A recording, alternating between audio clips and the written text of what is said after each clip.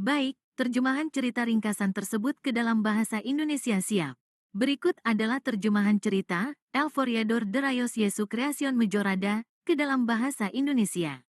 Sang pembentuk sinar dan ciptaannya yang telah ditingkatkan.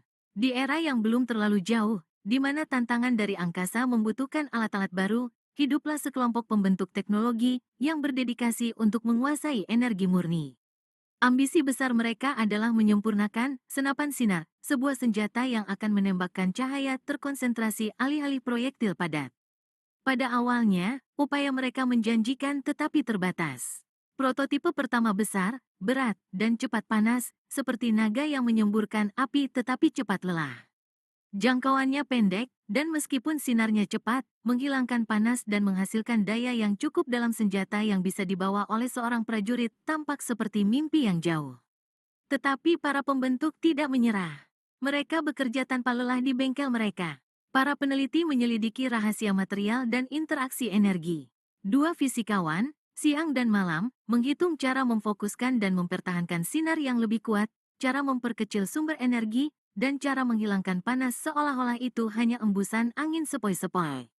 Spesialis planet, dengan pengetahuannya tentang lingkungan ekstrim, bahkan menawarkan ide tentang bagaimana senjata itu dapat berfungsi dalam berbagai kondisi atmosfer.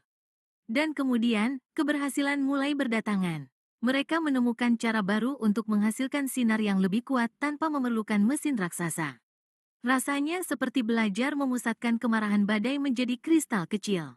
Mereka berhasil mengurangi ukuran komponen penting, apa yang dulunya membutuhkan ruang sebesar gerobak, kini muat dalam ransel, dan apa yang muat dalam ransel, sedang dirancang seukuran lengan.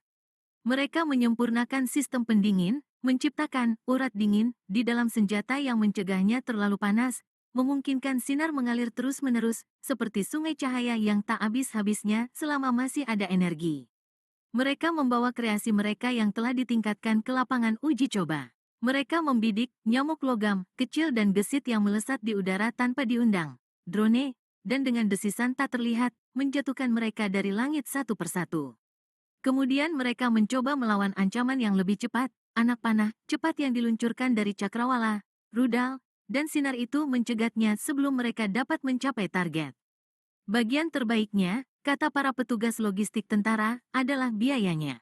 Menembakkan senapan sinar yang ditingkatkan hanya membutuhkan sebagian kecil dari biaya peluncuran rudal. Itu seperti menukar anak panah yang mahal dengan energi matahari yang sederhana. Jadi, meskipun mereka belum bisa menyerap energi di sekitar mereka dengan senapan ini, itu cerita lain, mungkin untuk waktu lain, para pembentuk teknologi telah mencapai keberhasilan besar dalam membuat senapan sinar menjadi lebih kuat, lebih kecil, lebih dingin, dan jauh lebih efektif di medan perang. Dan legenda senapan sinar yang ditingkatkan mulai menyebar, sebuah kisah tentang kecerdikan dan ketekunan dalam menempa alat-alat masa depan.